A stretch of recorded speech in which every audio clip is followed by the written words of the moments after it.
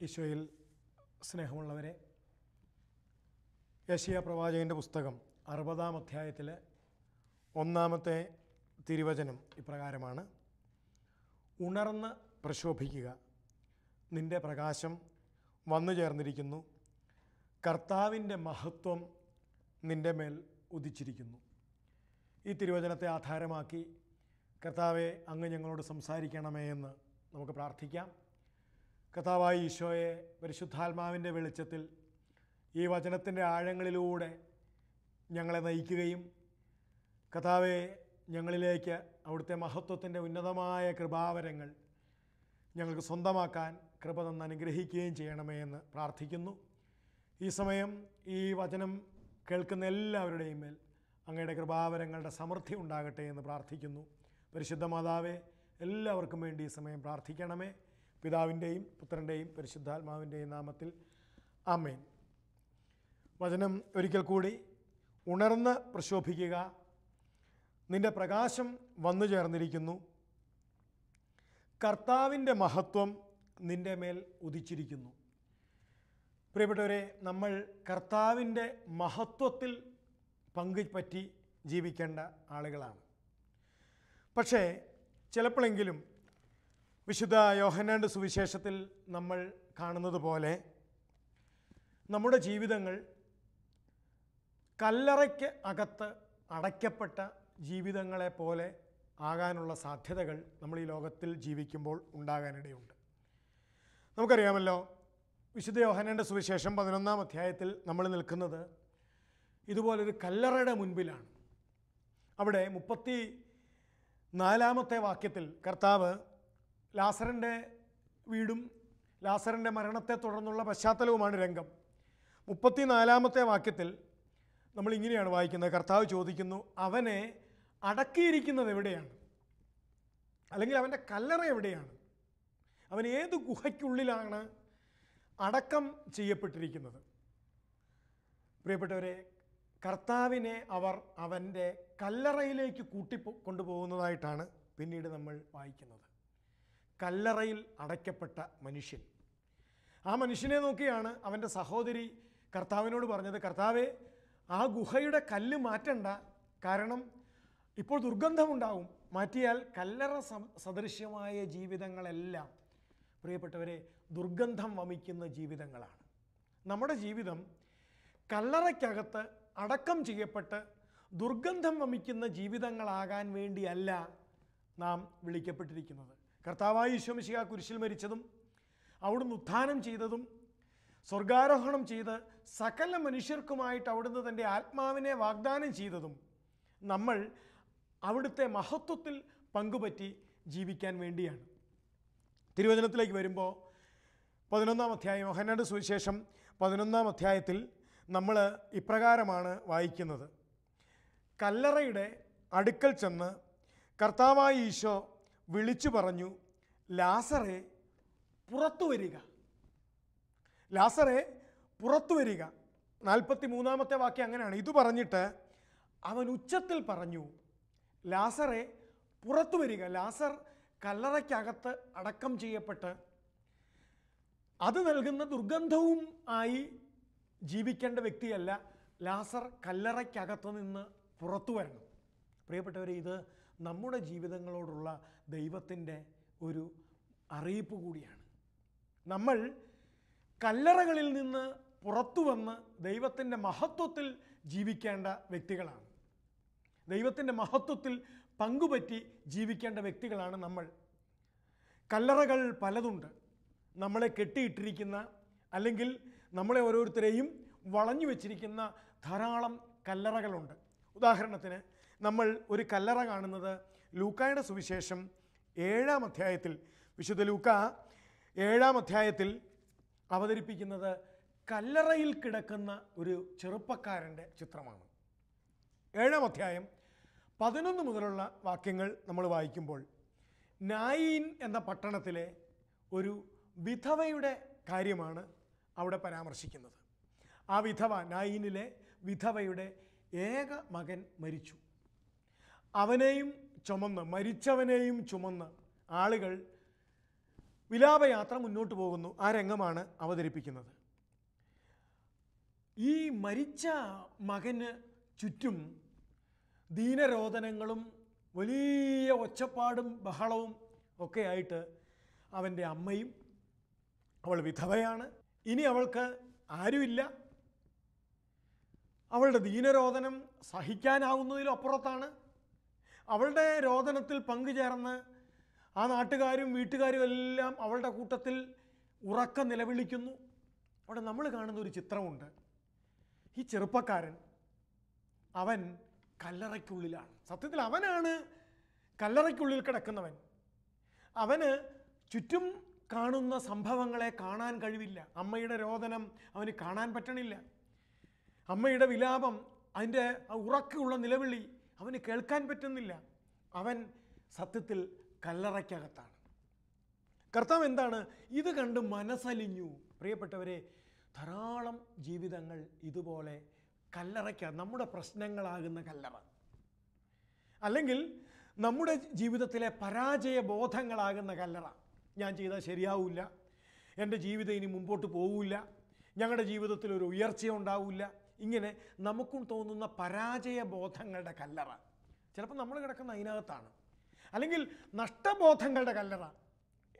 ഇതുവരെ ഞാൻ ചെയ്തിട്ടൊന്നും ശരിയായില്ല, അല്ലെങ്കിൽ കുടുംബത്തിന് വേണ്ടിയുള്ള എൻ്റെ പ്രാർത്ഥനകളെല്ലാം വിഫലമായി, മക്കൾക്ക് വേണ്ടി എന്തോരം പ്രാർത്ഥിച്ചതാ, ജീവിത പങ്കാളിക്ക് വേണ്ടി എന്തോരം പ്രാർത്ഥിച്ചതാ, അതൊന്നും ഇതുവരെ നടന്നില്ല, ആകപ്പാടെ ഒരു ഉയർച്ചയില്ല, വളർച്ചയില്ല. നഷ്ടബോധങ്ങളുടെ കല്ലറയ്ക്കകത്ത് നമ്മൾ കിടക്കും.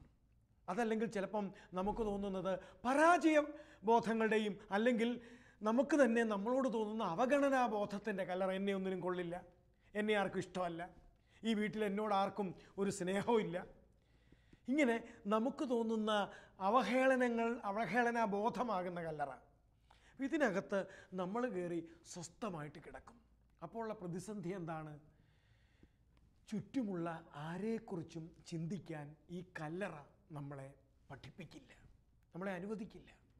കാരണം നമ്മൾ നമ്മുടെ കല്ലറയ്ക്കകത്ത് നമ്മുടെ കരച്ചിലും അതിൻ്റെ പ്രശ്നങ്ങളും അതിൻ്റെ പ്രയാസങ്ങളും, ചിലപ്പോൾ ചിലരുടെ ബലഹീനതകളാകുന്ന കല്ലറ, ചില ജീവിതത്തിലെ ചില ബലഹീനതകൾ, ചിലപ്പോൾ ചില പാപങ്ങളാവാം, ചിലപ്പോൾ ചില തഴക്കദോഷങ്ങളാവാം, അതിൻ്റെ കല്ലറ. ഇതിൽ നിന്ന് എനിക്ക് രക്ഷപ്പെടാൻ പറ്റില്ല, അല്ലെങ്കിൽ ഞാൻ ഇങ്ങനെയൊക്കെ ചെയ്യുന്നതുകൊണ്ട് എന്നെ ആർക്കും വേണ്ട, ദൈവത്തിന് പോലും എന്നെ വേണ്ട. അപ്പം നമ്മുടെ കുറ്റബോധങ്ങളാകുന്ന ചില കല്ലറയ്ക്കകത്ത് നമ്മൾ കിടക്കും. ഈ കല്ലറയ്ക്കകത്ത് കിടക്കുന്ന നമുക്ക് ദൈവത്തിൻ്റെ മഹത്വത്തിൽ ജീവിക്കാൻ ആവില്ല. പ്രിയപ്പെട്ടവരെ, നമ്മൾ ഓരോരുത്തരും വിളിക്കപ്പെട്ടിരിക്കുന്നത് അവിടുത്തെ മഹത്വത്തിൽ പങ്കുകാരായി ഇവിടെ ജീവിക്കാൻ വേണ്ടിയാണ്. ഒരാൾ ജീവിക്കേണ്ടത് അവൻ്റെ മഹത്വത്തിൽ പങ്കുപറ്റിയാണ് നമ്മൾ ജീവിക്കേണ്ടത്. അതുകൊണ്ടാണ് യെശയ്യാ പ്രവാചകൻ്റെ പുസ്തകത്തിൽ നമ്മൾ വായിച്ചത്, ദൈവത്തിൻ്റെ മഹത്വം, കർത്താവിൻ്റെ മഹത്വം നിൻ്റെ മേൽ വന്നു ചേർന്നിരിക്കുന്നു. കർത്താവ് കുരിശിൽ മരിച്ചത്, കർത്താവ് ഉയർത്തെഴുന്നേറ്റത് അവിടുത്തെ മഹത്വത്തിൽ നമ്മളെ പങ്കുകാരാക്കാൻ വേണ്ടിയാണ് അവിടുന്ന് ഉയർത്തെഴുന്നേറ്റത്. ഇനി അവിടുത്തെ മഹത്വത്തിൽ പങ്കുപറ്റി, ദൈവമക്കളുടെ പദവിയുടെ മഹത്വത്തിൽ പങ്കുപറ്റി, അതനുഭവിച്ച്, അതിൻ്റെ സ്വാതന്ത്ര്യം അനുഭവിച്ച്, അതിൻ്റെ സന്തോഷം അനുഭവിച്ച്, അതിൻ്റെ സമാധാനം അനുഭവിച്ച്, ഇതൊക്കെയാണ് ദൈവത്തിൻ്റെ മഹത്വം. പ്രിയപ്പെട്ടവരെ, പ്രവാചകന്മാരിലൂടെ കർത്താവ് എന്താണ് അരുളി ചെയ്തത്? മുല കുടിക്കുന്ന കുഞ്ഞിനെ അമ്മയ്ക്ക് മറക്കാൻ പറ്റുമോ? പുത്രനോട് പെറ്റമ്മ കരുണ കാണിക്കാതിരിക്കുമോ? എന്തിനാണ്? നമ്മൾ അവിടുത്തെ മഹത്വത്തിൽ പങ്കുപറ്റി അവിടുത്തെ സമാധാനം അനുഭവിച്ച് ഇവിടെ ജീവിക്കേണ്ടതിനാണ്. പക്ഷേ നമ്മൾ പലപ്പോഴും നമ്മുടെ ഉത്കണ്ഠകളും നമ്മുടെ പരവേശവും നമ്മുടെ വെപ്രാളവും ജീവിതത്തെക്കുറിച്ചുള്ള നമ്മുടെ ഭയവും ഒക്കെ ആയിട്ട് ഒരു കല്ലറ സദൃശ്യമായ ജീവിതം നമ്മൾ നയിക്കും. എന്നെ സഹായിക്കാൻ ആരുമില്ല, കല്ലറ സദൃശ്യമായ. അപ്പോഴാണ് നമ്മൾ തേങ്ങലും വിലാപവും ഒറ്റപ്പെടലും അതിൻ്റെ സങ്കടങ്ങളും ഒക്കെയായിട്ട് നമ്മൾ, ഇത് കല്ലറ സദൃശ്യമായ ജീവിതങ്ങളാണ്. നമ്മൾ വിശുദ്ധ യോഹന്നാന്റെ സുവിശേഷത്തിൽ ഒരു കല്ലറ ജീവിതത്തെ കർത്താവ് കാണിച്ചു തരുന്നുണ്ട്. ഒറ്റപ്പെട്ട് ഒതുങ്ങിക്കൂടി ജീവിക്കുന്ന ഒരു സ്ത്രീയുടെ ചിത്രം. വിശുദ്ധ യോഹന്നാന്റെ സുവിശേഷം 4-ാം അധ്യായത്തിൽ അവളെ വിളിക്കുന്നത് സമറിയാക്കാരി സ്ത്രീ എന്നാണ്. 2-3 കാരണങ്ങൾ കൊണ്ട് അവൾ കല്ലറ ജീവിതം നയിക്കുന്നവളാണ്. ഒന്ന്, ഞാൻ സ്ത്രീയാണ്. അന്നത്തെ യഹൂദന്മാരുടെ സംസ്കാരത്തിൽ സ്ത്രീക്കൊരു വിലയുമില്ലാത്ത കാലഘട്ടത്തിൽ അവൾ അവൾക്ക് ചുറ്റും കല്ലറയുണ്ടാക്കുന്നു. ഞാൻ സ്ത്രീയായി പിറന്നു, അതാണ് അവളുടെ ഒരു കല്ലറ. മറ്റൊരു കല്ലറ എന്താ? ഞാൻ സമറിയാക്കാരിയാണ്. ഒട്ടും പേരില്ലാത്ത, പെരുമയില്ലാത്ത നീച വംശത്തിൽ പിറന്നു ഞാൻ. അതവൾ ഉണ്ടാക്കുന്ന രണ്ടാമത്തെ കല്ലറയാണ്. ഞാൻ സമറിയ വംശത്തിൽ പിറന്നവളാണ്. അവൾ കിടക്കുന്നത് ആ കല്ലറയ്ക്കകത്താണ്. മൂന്നാമത്തെ എന്താ? ഞാൻ പാപിനിയാണ്. എന്നെ ആർക്കും വേണ്ട, ദൈവത്തിന് പോലും എന്നെ വേണ്ട. അപ്പോൾ ഈ കല്ലറ ജീവിതം അവളെ പ്രേരിപ്പിക്കുന്ന എന്താണ്? ഒതുങ്ങിക്കൂടുക, വലിയുക, ഉൾവലിയുക, ദൈവത്തിൽ നിന്ന് ഉൾവലിയുക, മനുഷ്യനിൽ നിന്ന് ഉൾവലിയുക. പ്രിയപ്പെട്ടവരെ, കല്ലറ ജീവിതങ്ങൾ നമ്മളിലേക്ക് ഉൾവലിയാൻ പ്രേരിപ്പിക്കും. പിന്നെ അവിടെ നമ്മുടെ ദുഃഖങ്ങളും നമ്മുടെ ഭാരങ്ങളും ഒക്കെയായിട്ട് ഒതുങ്ങിക്കൂടി എനിക്ക് ഞാൻ മാത്രമേ ഉള്ളൂ, മറ്റാരുമില്ല, ഇത് മഹത്വം നഷ്ടപ്പെട്ട് നമ്മൾ ഒതുങ്ങിക്കൂടി ജീവിക്കുക. അങ്ങനെ ജീവിക്കുന്ന ഒരു സ്ത്രീയെയാണ് യോഹന്നാന്റെ സുവിശേഷം 4-ാം അധ്യായം അവതരിപ്പിക്കുന്നത്. അതുകൊണ്ട് എന്തു പറ്റുന്നു? സമൂഹവുമായിട്ട് അവൾക്ക് ഒരു സമ്പർക്കവുമില്ല. ഒതുങ്ങിക്കൂടി അവളുടെ കൊച്ചു ജീവിതവുമായിട്ട് ആ വെള്ളം കോരാൻ കിണറിൻ്റെ കരയിൽ വന്ന് നിൽക്കുമ്പോഴാണ് കർത്താവ് അവളുടെ ജീവിതത്തിലേക്ക് വരുന്നത്. എങ്ങനെയാണ് അവളുടെ ജീവിതത്തിലേക്ക് വരുന്നത്? അവളുടെ ജീവിതത്തെ മഹത്വമുള്ളതാക്കാൻ വേണ്ടിയാണ് കർത്താവ് അവളുടെ ജീവിതത്തിലേക്ക് വന്നത്. പ്രിയപ്പെട്ടവരെ, കർത്താവിൻ്റെ കുരിശുമരണവും കർത്താവിൻ്റെ പീഡാസഹനവും കർത്താവിൻ്റെ ഉത്ഥാനവും ഒക്കെ സമറിയക്കാരിയെ മഹത്വമുള്ളതാക്കി തീർത്തതുപോലെ എല്ലാ ജീവിതങ്ങളെയും മഹത്വമുള്ളതാക്കി തീർക്കാൻ വേണ്ടിയാണ് കർത്താവ് ആഗ്രഹിക്കുന്നത്.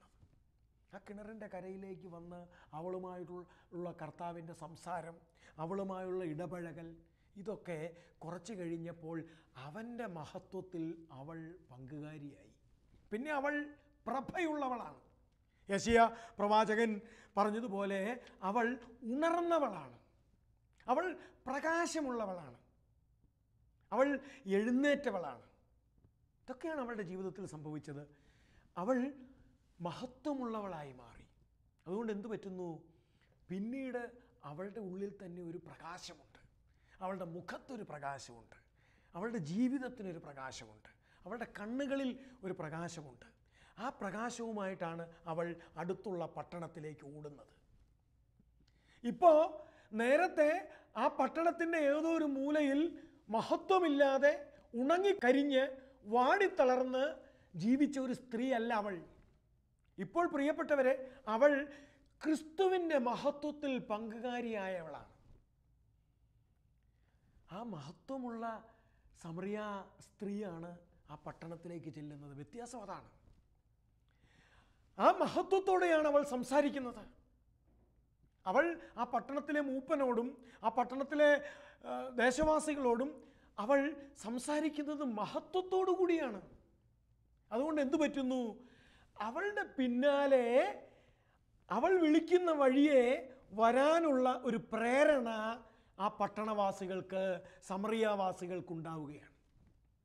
ഇതാണ് മഹത്വമുള്ള ഒരു അമ്മയുടെ, മഹത്വമുള്ള ഒരപ്പൻ്റെ, മഹത്വമുള്ള ഒരധ്യാപകൻ്റെ, മഹത്വമുള്ള ഒരാത്മീയ ലീഡറിൻ്റെ പ്രത്യേകത. ഇതാണ് ക്രിസ്തുവിൻ്റെ മഹത്വത്തിൽ പങ്കുപറ്റി ജീവിക്കുന്ന ഒരാത്മീയ നേതാവിന് മാത്രമേ ഈ കാലഘട്ടത്തിൽ ജനങ്ങളെ തൻ്റെ പിന്നാലെ ക്രിസ്തുവാകുന്ന മഹത്വത്തിലേക്ക് എത്തിക്കാൻ പറ്റൂ.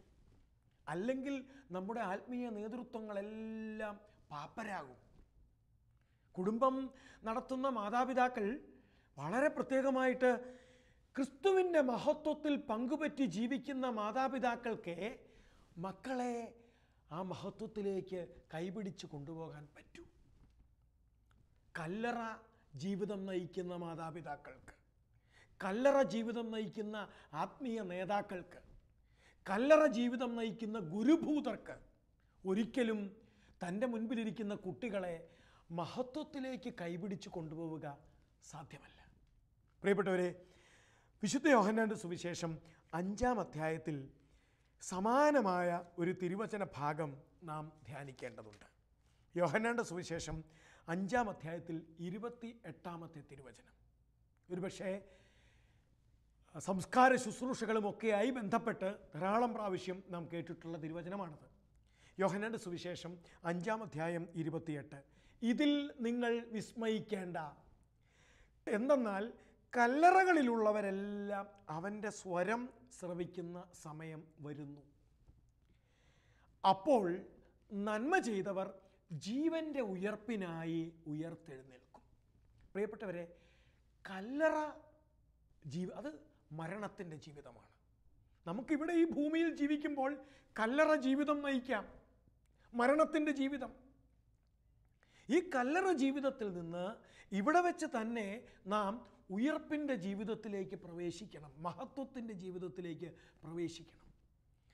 ഈ മഹത്വത്തിൻ്റെ ജീവിതത്തിന് മാത്രമേ, മഹത്വത്തിൽ, ക്രിസ്തുവിൻ്റെ മഹത്വത്തിൽ പങ്കുപറ്റിയുള്ള ജീവിതങ്ങൾക്ക് മാത്രമേ ഈ കാലഘട്ടത്തിൽ സമൂഹത്തിൽ മഹത്വത്തിൻ്റെ പ്രവാചകർ ആകാൻ പറ്റൂ. വിശുദ്ധ ലൂക്കായുടെ സുവിശേഷത്തിൽ നമ്മൾ വീണ്ടും ആ ചെറുപ്പക്കാരനിലേക്ക് തിരികെ പോവുകയാണ്.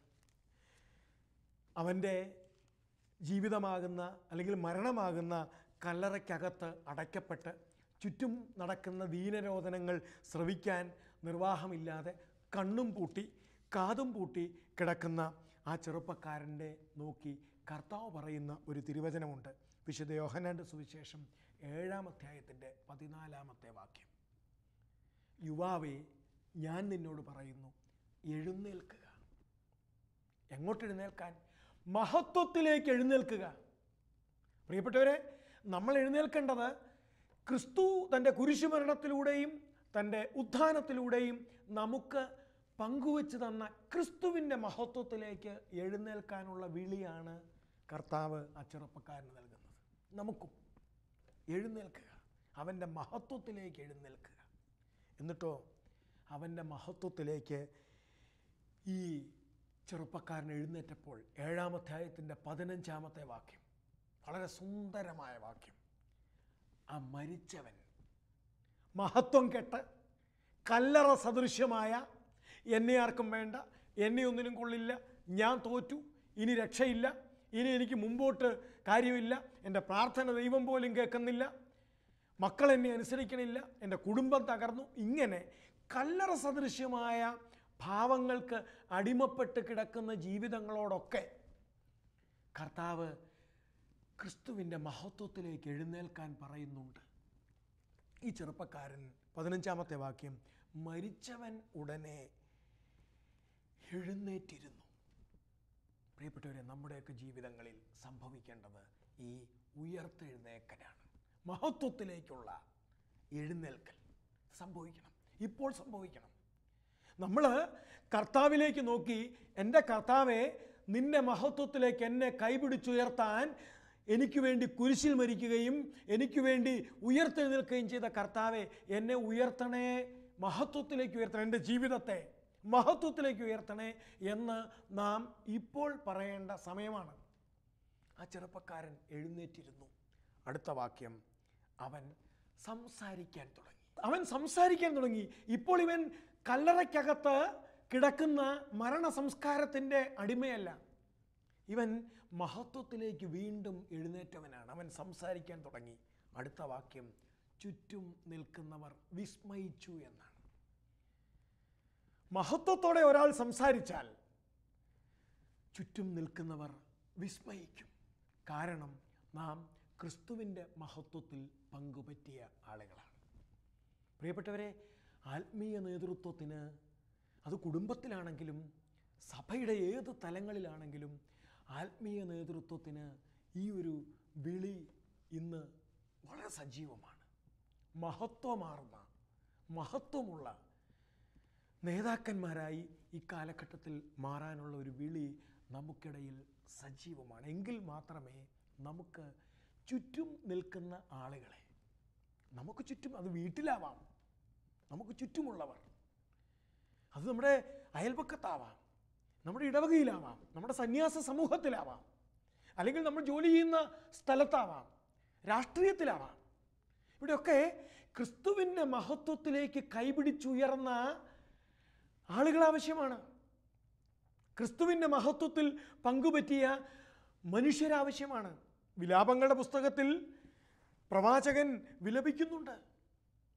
സ്വർണമെങ്ങനെ മങ്ങിപ്പോയി, തങ്കത്തിനെങ്ങനെ മാറ്റം വന്നു, വിശുദ്ധ മന്ദിരത്തിൻ്റെ കല്ലുകൾ വഴിക്കവലകളിൽ ചിതറിക്കിടക്കുന്നു. 4-ാം അധ്യായം 1-ാമത്തെ വാക്യത്തിൽ ജെറമ്യാ പ്രവാചകനിലൂടെ ഈ വിലാപം വളരെ ശക്തമാണ്. ഈ വിലാപം ആരെക്കുറിച്ചാണ്? പ്രിയപ്പെട്ടവരെ, മഹത്വം നഷ്ടപ്പെട്ട് ക്രിസ്തുവിൻ്റെ മഹത്വത്തിൽ പങ്കുകാരാകാൻ വിളിക്കപ്പെട്ട നാം ആ മഹത്വം നഷ്ടപ്പെട്ട് കല്ലറ സദൃശമായ ജീവിതം നയിക്കും ഇവിടെ. ഇതിനെക്കുറിച്ച് പ്രവാചകൻ വിലപിക്കുന്നുണ്ട്. വിലാപങ്ങളുടെ പുസ്തകം 4-ാം അധ്യായത്തിൻ്റെ 1 മുതലുള്ള വാക്യം. സ്വർണമെങ്ങനെ മങ്ങിപ്പോയി, സ്വർണമെങ്ങനെ മങ്ങിപ്പോയി, തങ്കത്തിനെങ്ങനെ മാറ്റം വന്നു.